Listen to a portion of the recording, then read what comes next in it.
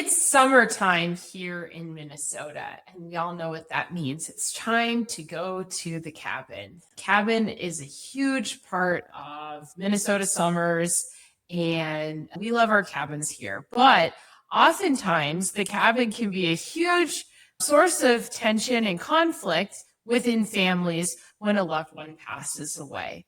What I see is oftentimes mom and dad are in charge during their lifetime, and they pay for the costs of the cabin. They determine who uses it when, and oftentimes they're the gatekeepers for this really treasured piece of property. But when mom and dad pass away and the family still wants to continue to enjoy this piece of property for the next generation, it's a meeting ground for cousins and a place where extended family memories are made. So there's this drive that we want to keep the cabin around for the generations to come.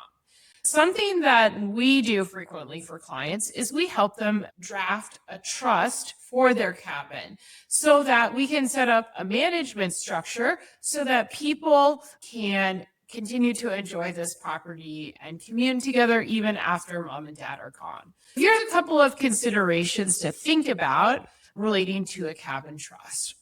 When I think about a cabin trust, there's a couple of questions I ask people. First, who is going to be the beneficiaries of this trust? Oftentimes, it's the next generation. It's the children. They're going to co-own this cabin together as beneficiaries of the cabin trust.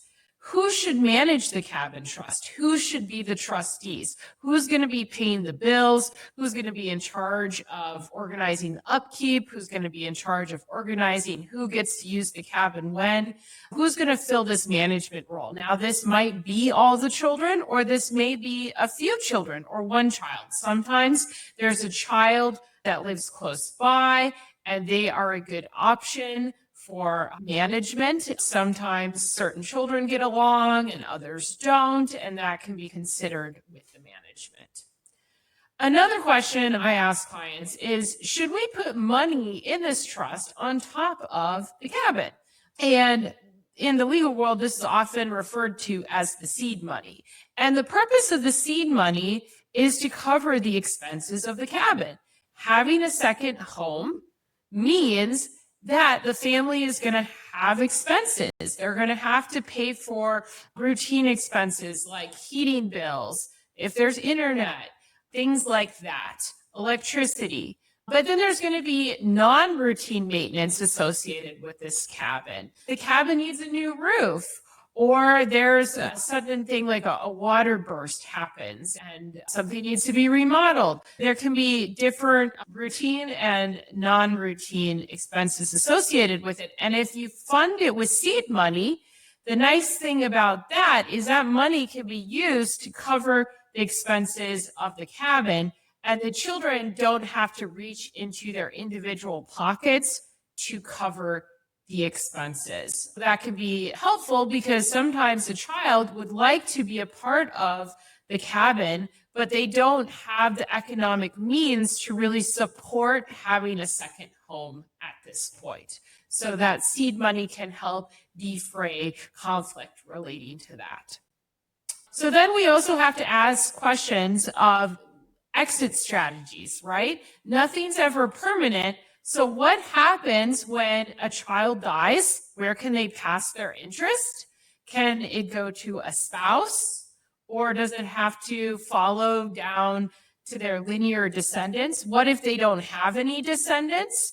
Where is their interest in this cabin going to pass? And we have two settings. First, default, what's going to happen if they don't do anything? And then second, do they have the option to choose who is going to receive this cabin? So by default, it's going to go to my kids. But if I want, through my own estate plan, I can give it to my spouse. Is that going to be permitted or not?